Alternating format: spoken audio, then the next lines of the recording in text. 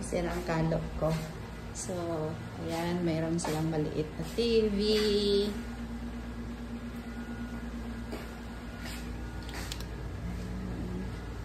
Tapos, ayan. Ganda. Okay, suggest ko lang dito sa La Carmela de Boracay. Hindi ko maintindihan bakit San Francisco, the United States, yung picture nila sa loob ng room. Kasi this is Philippines, you know, Boracay to siya island. So dapat yung picture nila hindi sa US. Yung ano tropical, dapat nilagay nila dyan yung malaking picture na yung dito talaga sa Boracay galing. Nabook ko to siya, $43 lang binayad ko. So, mga 2,300 plus lang. Tapos, meron na siyang buffet breakfast. Masarap yung breakfast nila, mainit.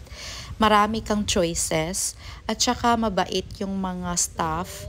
At saka, napakalinis. Yung bathroom lang, hindi ko nagustuhan yung basurahan. Sana palitan nila yung mag-match naman doon sa kwarto. Kasi parang social yung kwarto pero pagdating sa basurahan, parang hindi siya bagay. Yun lang. Pero napakalinis, mabango, maganda siya.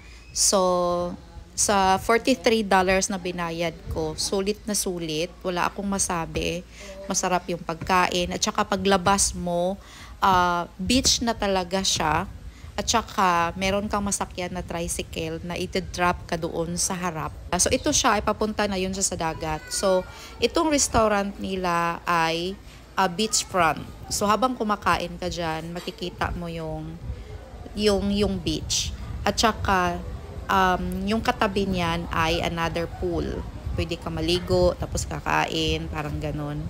So, napakaganda. So, I highly recommend this place kasi sulit yung bayad.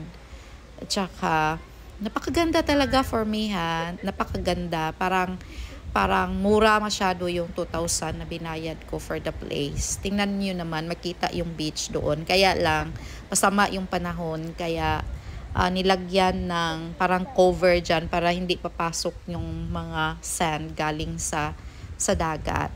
So, ayan. So, yan yung pool na malapit sa dagat. Tapos, yung pinakita ko kanina, another pool siya na malaki. Ayan, yan ang another pool. Kaya lang parang hindi masyado clear yung pag-video nito. Basta yata yung camera ko, yeah. Thanks for watching.